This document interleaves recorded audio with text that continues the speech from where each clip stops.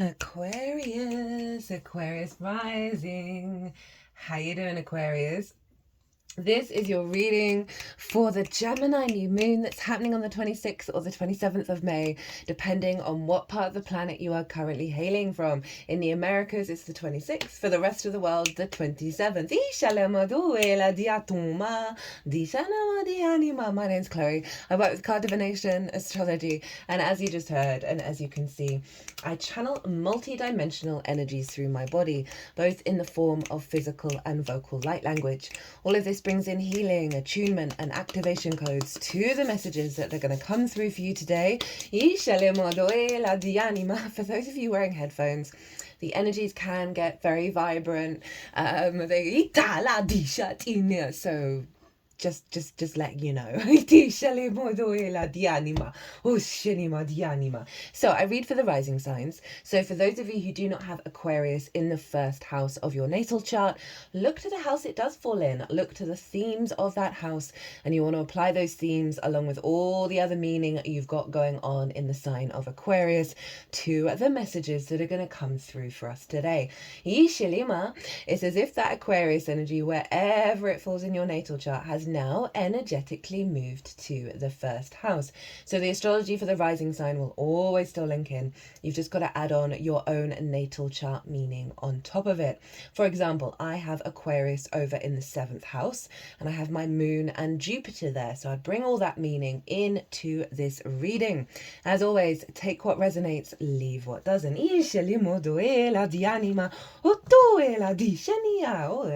Very upbeat with you today, Aquarius. So there is a collective reading for this moon. That was the first video that went out. And that's where I've broken down the astrology of the exact moment of this moon in way more detail.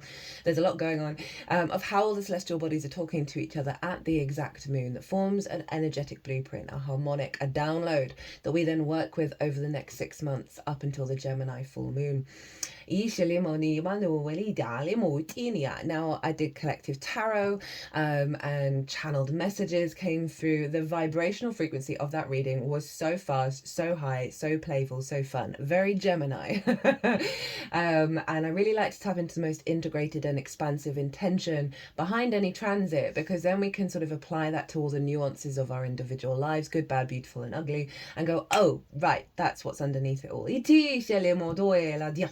I had a very clear channeled message come through from one of my guides in English. So if you want to go check that out, pause this video, go watch the collective, and then come back to see how it affects the Aquarius area of your chart, because that collective reading acts as a baseline. It brings more depth and nuance and understanding to the whole transit as a whole, and will really sort of facilitate what comes through here. So in this reading, as I talk about the astrology for the rising sign, we're going to get 3 cards from this deck. The first card is going to be, what's the activation code that is coming in for you, my loves? The second card will be how to work with that energy, how to facilitate it, what to channel in order to amplify the activation. Third card is going to be about Jupiter. So Jupiter's moving sign soon. On the 9th of June, it's going to move into Cancer. It is not going to retrograde back into Gemini. And so this is the Gemini new moon.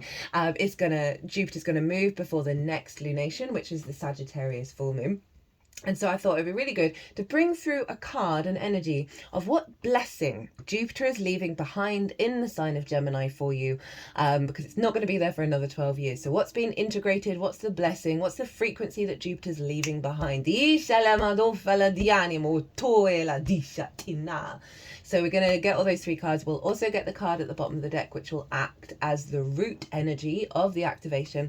And I'm working with 3 different oracle decks in this transit, and we'll get those at the end. So my lovely Aquarius risings, or where is this happening for you?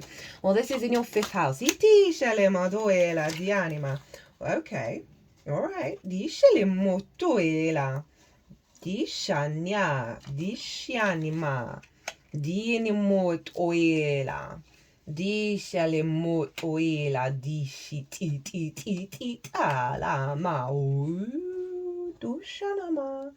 Right, very much like Sagittarius reading. Those cards all came out at once. So where was I? I completely got lost by that. It's happening in your 5th house. this Gemini new moon, and that is your creation energy. It is called the House of Joy. Everything I'm going to say stems from your creation energy. That is your individual instinct to create, right? It's about play, amusement, games, pleasure. Children, both literal children and figurative children, such as your inner child. It is about romance, dating, and love, but it's the creative pursuits. It's the fun. Now, we can have a lot of addiction here in the fifth because the inner child is hanging out there. And it's also the inner child's representation of distorted love languages that can show up in the fifth as well, right? You know, with those relationships we have in our lives, we take out those love languages out on the road as we get older, and then it takes us a little while sometimes to go, oh, wait a minute, that's not actually mine. That's to do with something I picked up when I was younger. So beautiful, high vibrational fun, play, curiosity. Those were all the main themes that came out in the collective in the fifth house. So beautiful vibes, high vibes, trining your Aquarius energy. So just in general, with a new moon in this sign, it's a great time to set new intentions of elevating your creation energy, elevating how you connect to pleasure, joy, games, play, all of that, helping heal and work with the inner child, elevating your love relationships. Interesting, that showed up for Sagittarius as well. There's been a lot of repeating cards with this oracle deck. Because even though, right, we want to raise the frequency up, we want to be integrated when it comes to our creation energy, sometimes we also need to do a bit of shadow work, and that's why new moons are a great time to ask for this to come your way, and that way it's more in alignment. And you've got the wisdom around you to be able to work with it. Now, this moon is conjunct Mercury, who rules Gemini. Mercury is actually ruling the whole chart. All of the energy of all of the chart is funneling back to Mercury. And so this is a very holistic moon. This is wild. All of these cards, and there's quite a few cards in this deck, have come out before. So all of the energy of the chart, right, your whole incarnation is funneling into your creation energy. That's very, very powerful. And not only that, but it's also conjunct Uranus, but Uranus is still in the fourth house in the sign of Taurus. I really like this energy because Uranus really helps liberate our frequency, liberate us, and help us walk our own path. It's very independent as well. And so there's a sense of breaking out of those structures of the fourth, where the parental figures and the ancestors are. So remember those distorted love languages we pick up in early years, into your fifth house of freedom, basically. Freedom of your creation energy, freedom of restrictions. I can also see with this is, for some of you, this might be when you're at home, getting bright ideas, bright creative ideas, because the fourth house does represent the home, that you're then able to, you know, get your freak flag out and play around with at home as well as perhaps, you know, spending time with people at home, be perhaps unique individuals that's bringing you a lot of creativity and a lot of joy.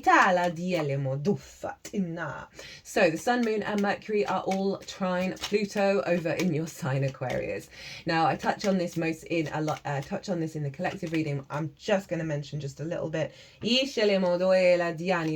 that this genuinely is a recalibration of your rooted power to your creation energy in a nutshell.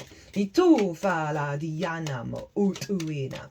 the sun, moon, and Mercury are sextiling Saturn, Neptune, and Ceres, all in the sign of Aquarius. You've got some big energy with that deck coming in. Over in the sign of Aries, which is your cards have come. Okay, they're wanting to put that there, so they want to look at the bottom of the deck for that one.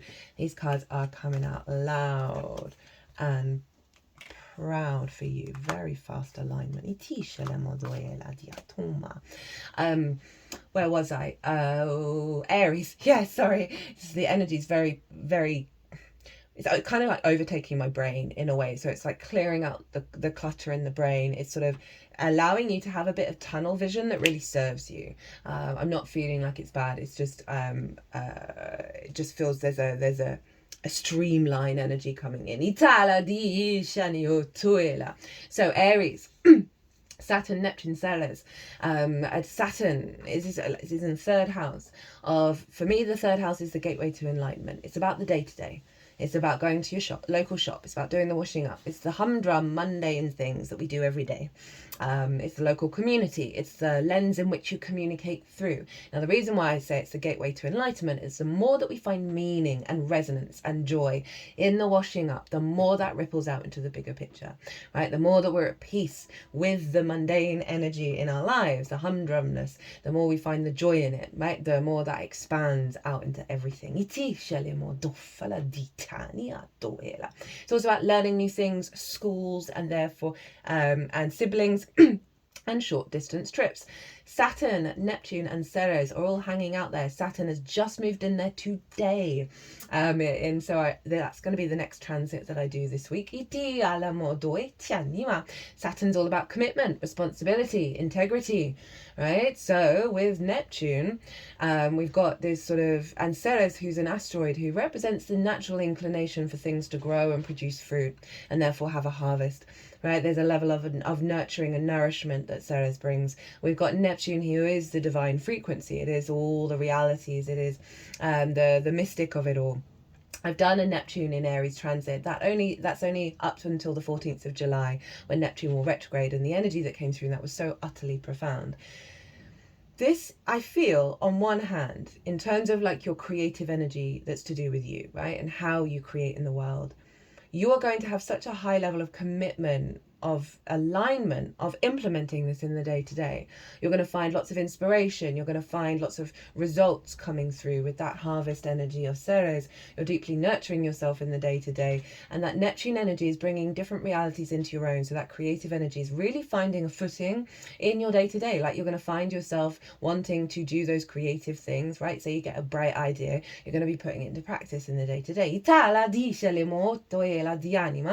There's also an upgrade in the level in which you're communicating from a level of maturity. Yes, Gemini is very playful. It's very sort of trickster energy, and that came through so loudly in the collective reading. But it's sextiling Saturn, right? So there's an imprint here of integrity and maturity around the way that you communicate from your joy, from your pleasure.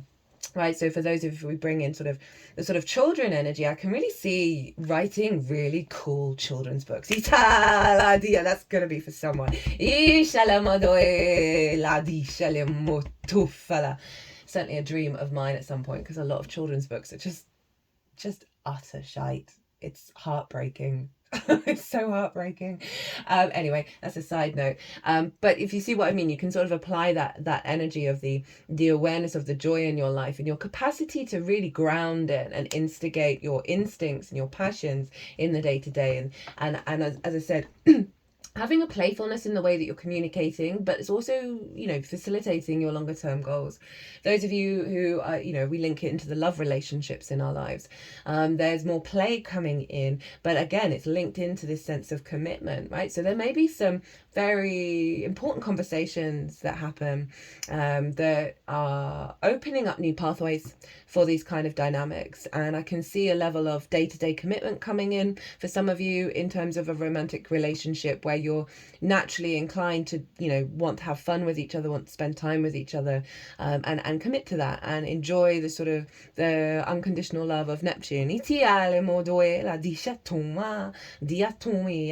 But overall, this really is a power up around your joy and your creativity, and it's being funneled into the Aries energy of the day-to-day, which is really potent. And a sextile is ruled by Venus. So it's a very harmonious, creative energy that we've got going on here. Now, Aries is ruled by Mars. So Mars is over in the sign of Leo. So you've not only got your 5th, but your 7th house activated. Sagittarius had the same thing. So that might be why, you're very similar in the cards coming out. So the 7th house is one-on-one relationships, right? Important relationships in your life. Business partner, clients, one-on-one friends, like long-term committed romantic relationships, as well as your relationship with Source. And Mars is there. And I find whenever there's a transit in the 7th, we're like completely aligned with Source in our actions. With Mars in particular. Like we're not even having to have a dialogue, it's just happening. But overall, Mars in the 7th is finding your motivation, your drive, and your actions in engaging with the other, right? You might notice that the other is starting to do more things in relationship to you. You know, take more action, have more momentum with you. And all of this is funneling into your day-to-day. So this might be going out for walks, you know, with Mars. But if we bring in Source and your actions, funneling into Aries of your level of commitment to be in alignment with Source. You might be questioning the motivation of certain people in your life, good, bad, beautiful, and ugly, and really getting in alignment with your heart of what gives you life. And if it's something's not giving your life, really finding the ease with that play of Gemini to release that energy, right? And really lean into the maturity of what's happening over in Aries of like, well, is this feeding my soul on a day-to-day basis? Is it really nice in one moment and then the rest of the week it's terrible, right? It's that kind of stuff. That's not going to be for everyone, but there is something around the awareness of the actions of the other as well, that is influencing you. Now Mars is trine Venus and Chiron over in Aries, so we've got some strong fire energy. We've got this alignment coming in. A trine is ruled by Jupiter, and so it's a really high vibrational energy of perspective and wisdom, experiences, opportunities, luck, all of that kind of stuff, generosity of spirit. So we've got this, they've been sort of trining each other for a while. So we've had this back and forth between the feminine and masculine within ourselves. We all have it within ourselves. It's never sex specific. The amount of times I say that word and I still can't get it right. As well as externally as well, of like, whether this is being in complete alignment or whether it is, oh, I can see where there isn't alignment and I can get a higher perspective around this, and I'm going to retune myself to the alignment within myself. And if the other person isn't matching it, peace be with them. I honor the I am of your own experience, all that kind of thing. And coming back into space with you. Now, Venus is coming into her yearly conjunction with Chiron.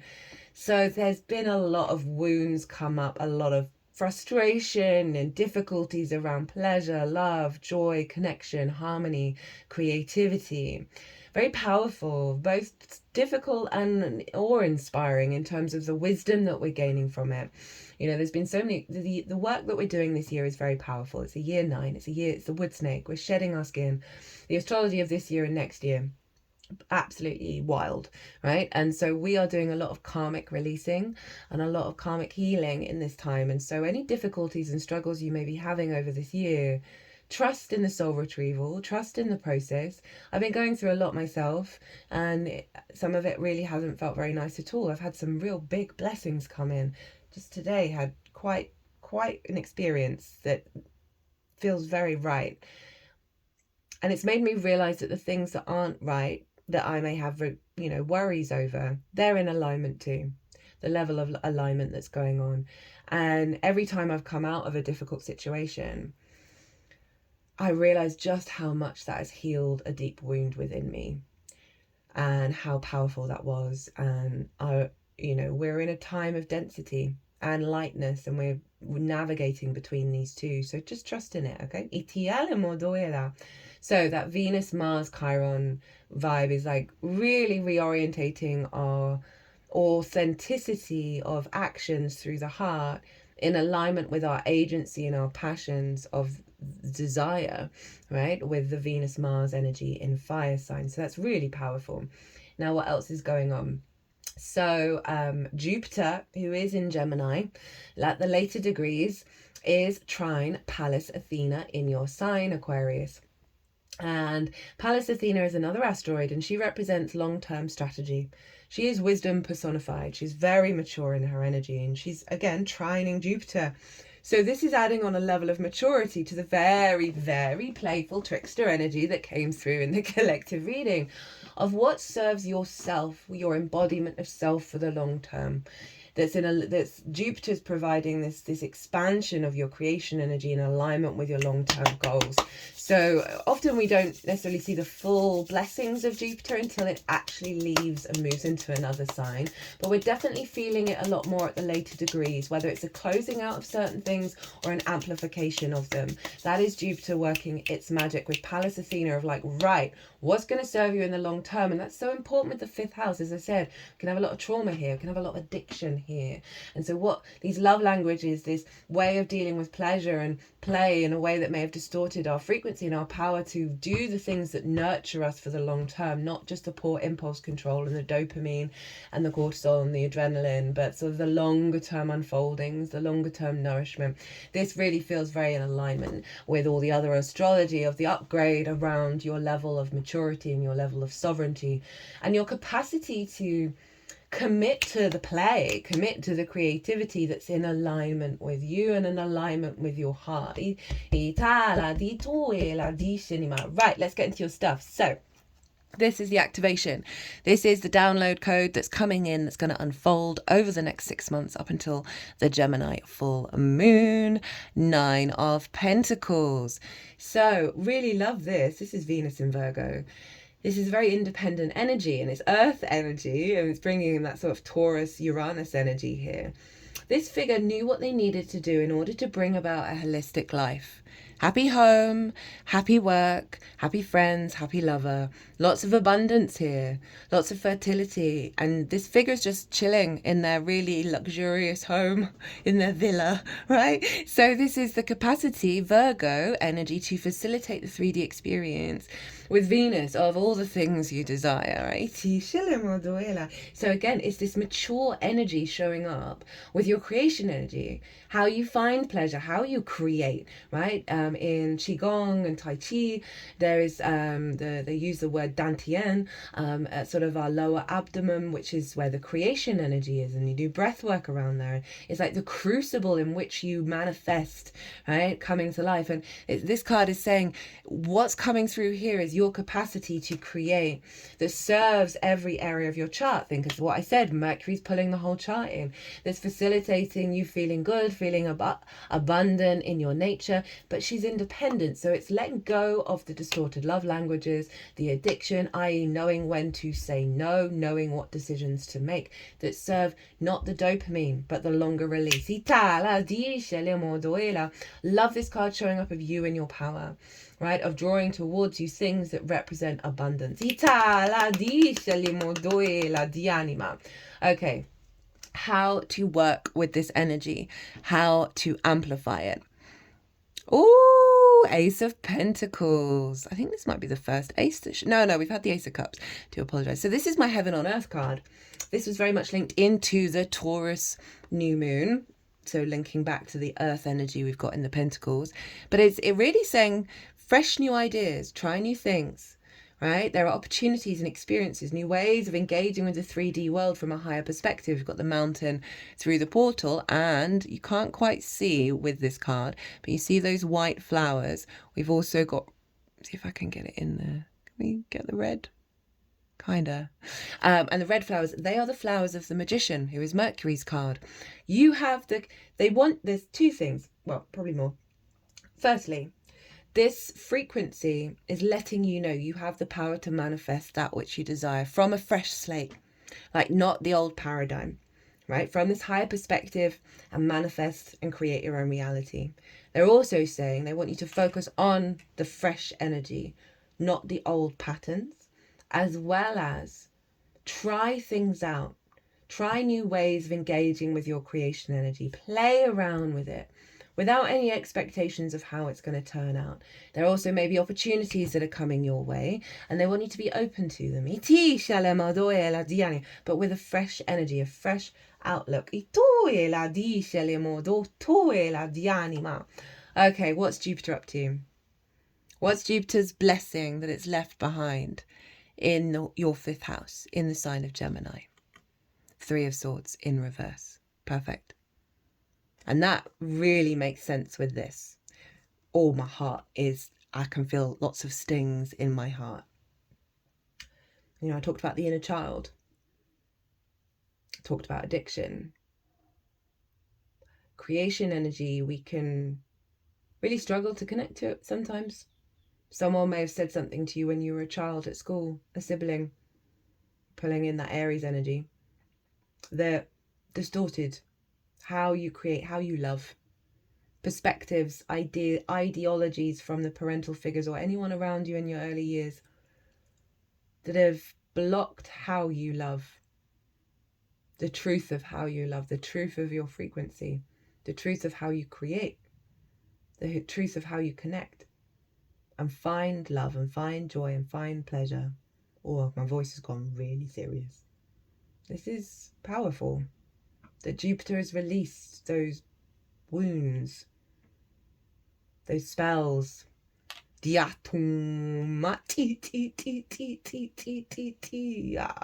which is allowing this to come through really powerfully, where you're no longer in a fear space, a pain space, a grief space.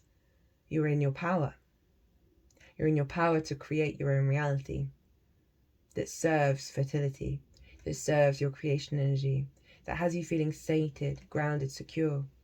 We got that with Uranus, liberating of wounds in the fourth, of helping you build from your foundations that serve your long-term goals. Aquarius. I've gone so serious in my energy. It's kind of wild. Let's see what's at the bottom of the deck. So this is going to be the root energy of the activation. King of Cups. Really ties in beautifully with that Three of Swords and the Nine of Pentacles. King of Cups is very much in its own emotional body. It's not drowning, it's floating in the eye of the storm. It's able to harness its creation energy, its imagination, its love, to take action on that from a place of sovereignty and maturity. A lot of addiction comes from emotional dysregulation. A lot of distorted love languages and how we implement them come from attachment disorders. This is not that. This is a new... It's always been within you, and now you're coming to a place to embody it. Your water energy, all the water signs are your building signs, how you manifest in the 3D. So that can tie in with your creation energy and facilitating how you manifest and bring in resources and career and all of that. So there's an alignment there, as well as a real maturity around your emotional body, which means you're not going to entangle yourself in dynamics either of romance or fun or play where you do inherently know, oh, this is not right. This is not this didn't, I mean, it serves you to learn a lesson, but it feels like those lessons are falling away, right? That you're more in your power now, that you're not needing to go through those cycles.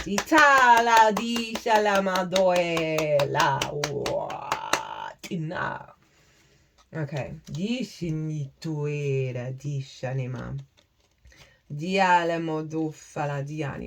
So we've got 3 cards from this deck, all of which have come out.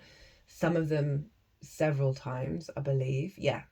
So we have Solitude, Family, Compassion. Now this is very, very appropriate, and it feels like this is the work that you've been doing on an unconscious level as well as a conscious level.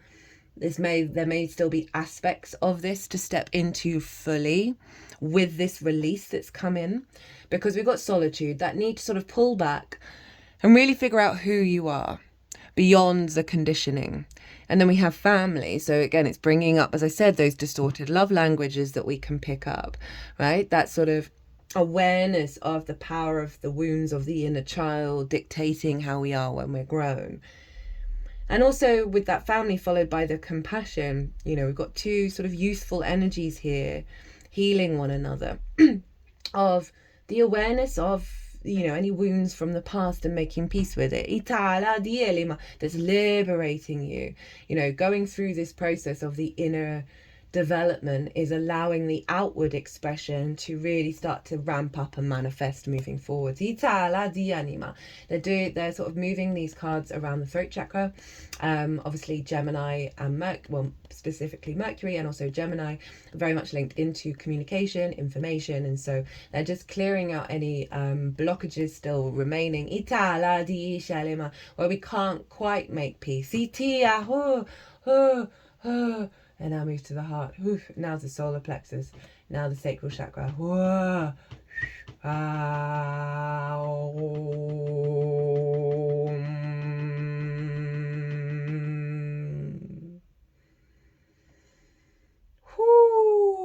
really, really, really, really, really, really, really like that energy. And that means you get to hear. That's meant you've got to hear. Where you're not attached anymore to these perspectives of how your reality should be. You know, it feels like you've cleared quite a huge karmic family line issue and distortion. I found out very recently that me and my mum have lived thousands of lives together, and we've both got a fear response mechanism of running because we were in the Lyran War and she was my child, and we left because the war was there, and there's that shame and fear over abandonment, right, of those who were left behind, and we've been recreating that mechanism in all of our lifetimes. And I'm like, God damn, have we not figured this out yet? Yeah, so I'm just bringing that up in terms of the awareness of the power of what you've been clearing. My third eye, between my third eye and my crown, is really throbbing. There's a deeper knowing coming in of your path, the water in which you flow through, right? There's a sense of freedom and a sense of liberation. I'd forgotten how aligned those cards were. Okay, so let me... Oh yeah, that was the first one. Yeah, my third eye's really throbbing. Yeah, deeper knowing, deeper intuitive knowing that you are in your alignment. So first up, we've got this Starseed. Atlantis and Lemuria, speaking of past lives, unlocking spiritual gifts, psychic, empath. Lol, I was talking about, I wanted to say high priestess vibes. I feel like that's what's being unblocked in my third eye, is your connection to the high priestess. Psychic, empath, healer, priest, priestess, lol, sacred gifts, lost or forgotten abilities, higher calling, awakening, mission, server. You're ready for the next phase and the unlocking of your spiritual gifts. The divine timing is here for you to fulfill the mission you came here for. Not anybody else, not the family line, you as a soul. Itala di shanima. In the shadow side, you could be stuck in some spiritual warfare or deep soul wound. You need to look deeper to unblock yourself. I really do love this deck because the shadow side is always very helpful, because even though it's a very powerful, big activation, sometimes we still get the shadows show up with the activation because a bit more clearing needs to happen. Oh, the third eye still going.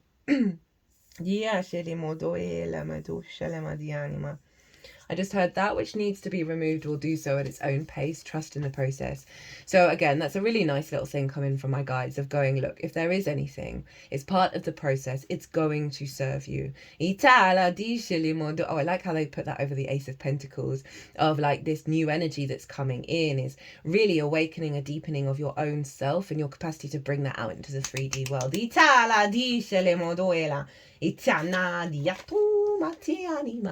Next up, 1111. Told you the cards you got from this deck were very high vibrational. Why is that not? Dianima. Alignment. Struggling to get in alignment. Obviously, that was a bit of an issue before. New gateway, activation, epiphany, divine timing, rapid manifestation, spiritual awakening, twin flame union. Now, as I said, you've got Mars in your 7th. You've got all this going on in your 5th. These are the two houses that very much represent the activation of a divine, of connection on a sensual basis. Let's leave it like that. That is in alignment now, not based on the wounds, not based on the distortions. Now, for those of you who are looking for that, don't stop looking. Sorry, I sounded really firm. Do what you want, but I've seen this work in practice so many times. Go live your best life. Go live your life, enjoy your life, savor yourself and your life. That is the way of bringing in that which is aligned for you. Not thinking it's not there, not seeking it in any moment, and therefore not being present to your own experience, tends to bring that which distorts. Itala dice le modoela di anima, dice le modofala diatu ala dice anima. Itana. Right, you've got 2 from Rainbow Brainskull. First up, we have out-argue bad narrative in head. Thank you, Jupiter, for helping work through a lot of this. If you argue for your limitations, you will be allowed to keep them. So kind of actually just literally saying what I just said about go live your life. Both sides can always be argued. Defend the future you wish for, whether you believe you can or you believe that you can't. You're right.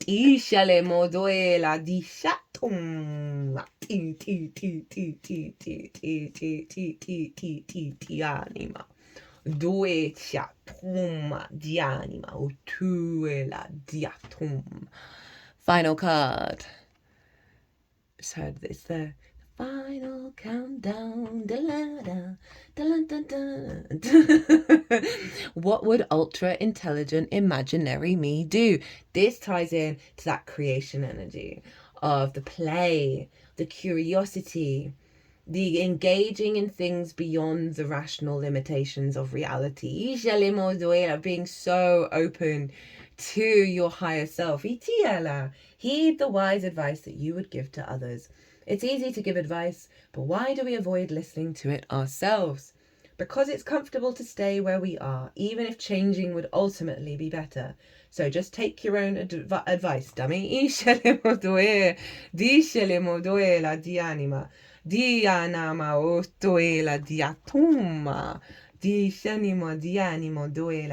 felt cool to look at the bottom of this deck, and we got Virgo, right? And I actually, talked about Virgo earlier. I learned life improvements. So this card feels like a little nudge to get the habit in, but this feels like this is what's being activated, is your capacity to engage in this frequency of the play of the many timelines, the opening up to the possibilities of the universe, and all the things manifesting without getting in your own way, right? Without getting in your own way. What a reading, Aquarius. Oh, didn't they put this over here? Yes, they did. They wanted this one. Jumping is scarier. Staying frozen is scarier. I once got a very powerful channeled message that I brought into a group. Wrong book. Doing a thing is better than not doing a thing. It was that kind of simple. That, I mean, my guide said other stuff, but it was essentially, in a nutshell, doing the thing rather than being in regret of not doing the thing is better than not doing the thing. And I know sometimes, specifically with romance, we may have been hurt in the past, and so we're like protecting ourselves, and we don't want to get hurt again. Or we've done something creative and we didn't like it, and we now think we're a bit shit at being creative. And it's like that stops us, those limiting beliefs that stop us from being curious and open and playful. When the world moves forward, even when we stand still. Making no choice is still a choice. Stop pretending like the world can be paused and act with courage now. Fortune favors the bold. Go out and live your life. That's what that's saying. Go out and live your best life. Honor the creation energy within and your capacity to embody that in the 3D.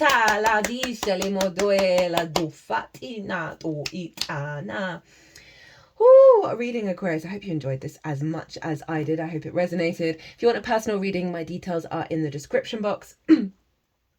Aquarius, be good to yourselves. Be good to those around you. Safe travels and be well until we meet again.